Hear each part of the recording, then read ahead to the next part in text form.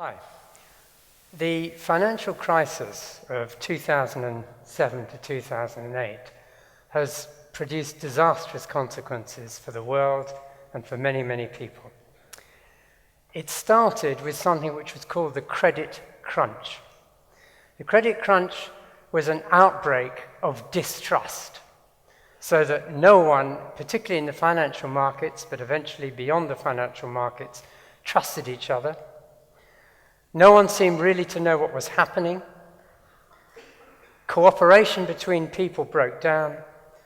Ships on the high seas literally more or less stopped because no one knew who was going to pay when they got into the port.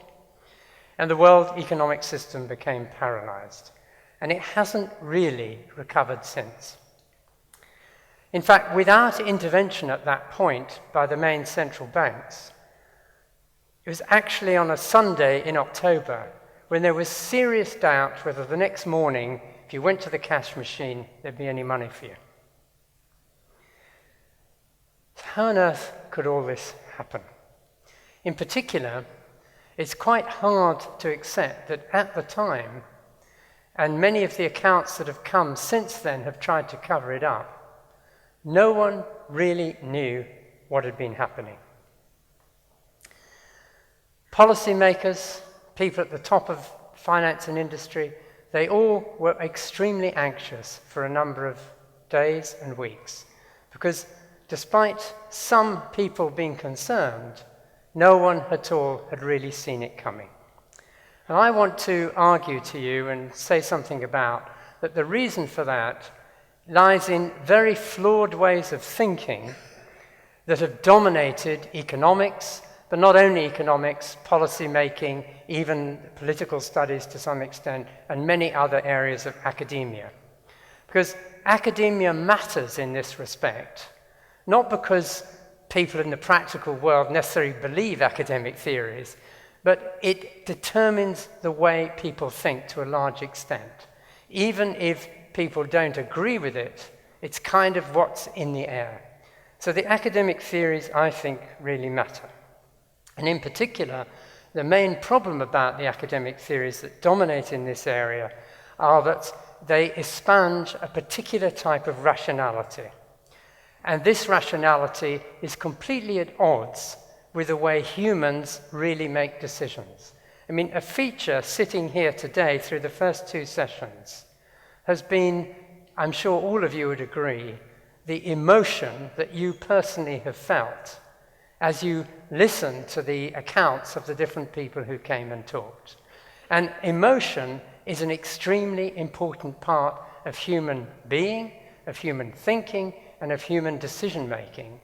And yet, in academic treatments of it, it is considered at best noise, and most likely as an interference. The most dominant model of decision-making in psychology and economics entirely is about cognitive processes. The idea is that people can work out what to do by calculating the outcomes of the actions they take now into the future. Emotional processes are recognized, for example, in Daniel Kahneman's two systems, but they are only involved as making a potential mess. If only people weren't emotional, if only people were more able to calculate like computers, supposedly, decisions would be better. Well, this can be possible in some situations.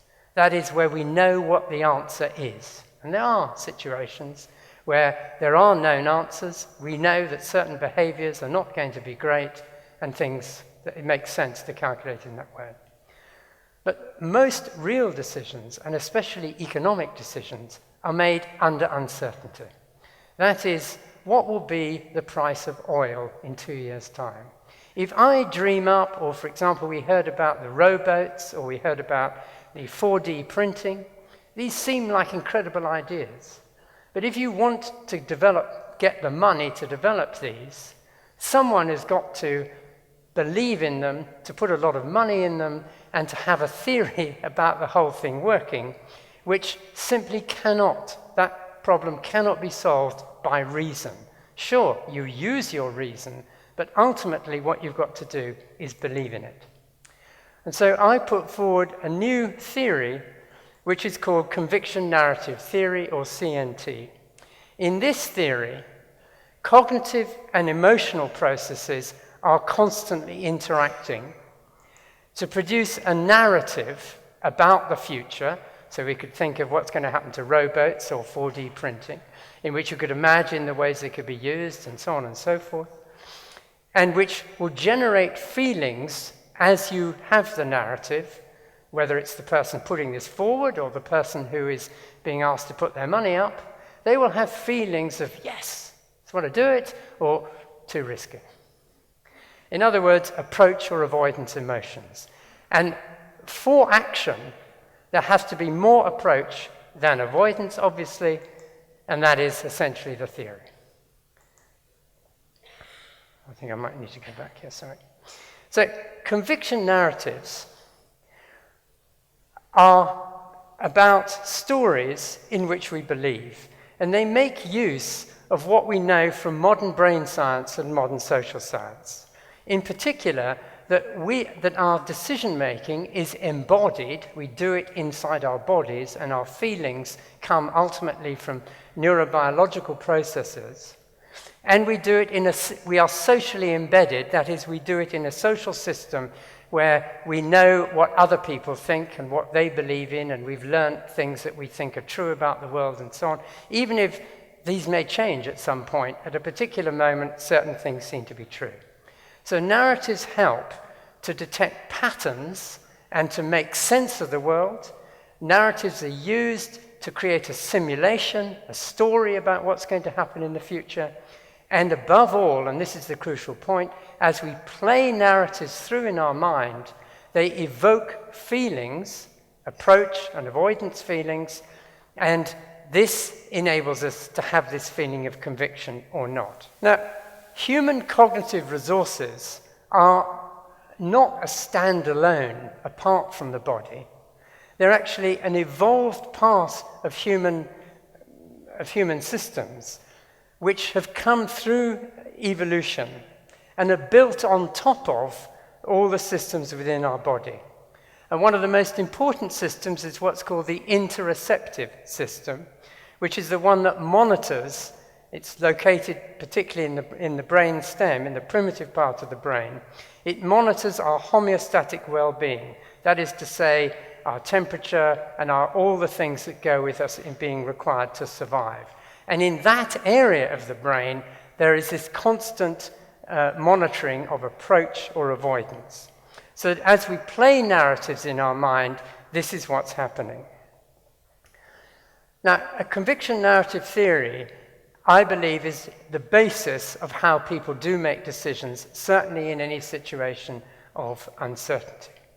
And if we use that model, it allows us to ask some new questions and to make some new predictions. First, we would become interested in how do we form conviction narratives, and why do some narratives appeal and others not, and in particular, why do they change? So the financial crisis, for example, before it, borrowing, if you were a company or an individual, was absolutely the thing to do. After it, certainly not. And this has been true in many other cases. So the question, how do we form and become attached to particular narratives? Now, here we can rely on some existing work in psychology, which I won't go into detail, but for example, up in the top right there, congruent explanations. So if you're listening to a narrative, one of the things you'll be processing as you listen to it is the explanation for what's going to happen consistent with how you think and what you've heard of? Or if you listen, for example, to my explanation now, is it making sense, or is it making you think, hang on, so as you're going in the opposite direction? And there are other effects. Another important one is fluency effect, where there's a lot of research showing, for example, that if you put people in a lab, you give them some information, and you do it in two different ways. One way with somebody where it's well organized and all that, and another where it isn't well organized. Exactly the same information is regarded as more valuable in the well-organized than in the other. So there's definitely ways you can present narratives which make them more attractive. But I won't go into all that beyond saying that there's clearly a lot to learn there. By focusing on emotion as actually information and not noise, it's turned out we can make predictions about economic events, although there is uncertainty. Now, I want to be clear here, predictions, if there is uncertainty, cannot possibly be certain. So they are just the best way we have of trying to think about what's going to happen. And one of the things to do there is to study the narratives that currently exist. It could be in a group, it could be in the whole society, it could be about a particular topic, and to study the emotions that seem to be being deployed as those narratives are shared between people over time. So if you look at this particular graph here, what we've done here is there are 2.2 million articles in the Reuters archive of their news. Now, I don't know if you know Reuters News, but it's kind of about all the stuff that's going on in the world. Actually, the journalists are asked to be very objective and not to use feelings. So it's fairly amazing this works, because what you see there is this blue line is going up and down. When it goes up, it means that the amount of excitement or approach we detect in these texts is increasing. When it goes down, it means that the amount of excitement is declining or the amount of anxiety is increasing. So we just have a way of measuring that, which I haven't got time to go into. And you see it goes up and down, and in particular you see when it gets to 2007 there's a big fall. Now I plot onto there these other two lines, which are US GDP, gross national product, roughly the total amount of economic activity in the US, and the other one is for the total amount of fixed capital investment. And just looking at that, you can see that there's a clear relationship between the two things. And actually, in statistical terms, it turns out that the RSS, the sentiment change, comes before the changes in the economy. In other words, it is statistically causal, and therefore gives you information ahead of time about what's happening.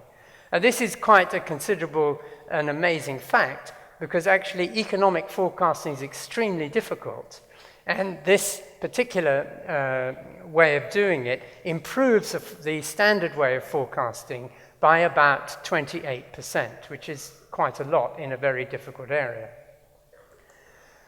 A second way you can use this particular technique is by looking at what is happening to emotions. So actually, at the beginning of the second session of this meeting, you remember someone talked about the problem of bringing about change in organizations and a situation where 75% of the people in an organization were worried about it, but nobody wanted to talk about it. You remember that? So what is happening there? What I would argue is happening there is that anxiety is being suppressed. So if we can find a way of finding situations where people are somehow suppressing anxiety, then it may be a useful guide to that something funny is going on that needs to be exposed. Because roughly speaking, under situations of uncertainty, there should always be some people who are worried and some people who are optimistic, and we expect this to be bouncing around. If suddenly everyone expresses optimism or everyone expresses depression, well, it may be true, but it's most likely that something's got hold of people because the world just doesn't change that much, that quickly. So one of the things we do here is we again do exactly the same thing with the Reuters News, and we look at notions of the word liquidity, which is a good guidance for you need liquidity if things go badly. So if people aren't talking about liquidity or aren't worrying about liquidity, they've somehow stopped worrying about bad things being able to happen.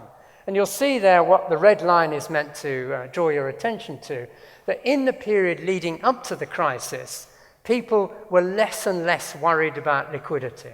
So this is one way you can use this kind of thinking to test whether inside markets or inside a society, or for that side, inside a firm, if you had the data for it, that people somehow are getting into some way of thinking which is not so useful. So this is the beginning of a way of trying to look at things differently and trying to focus on the emotions that exist inside narratives, to take emotion seriously and to try and think in a different way about the economy. Thank you very much.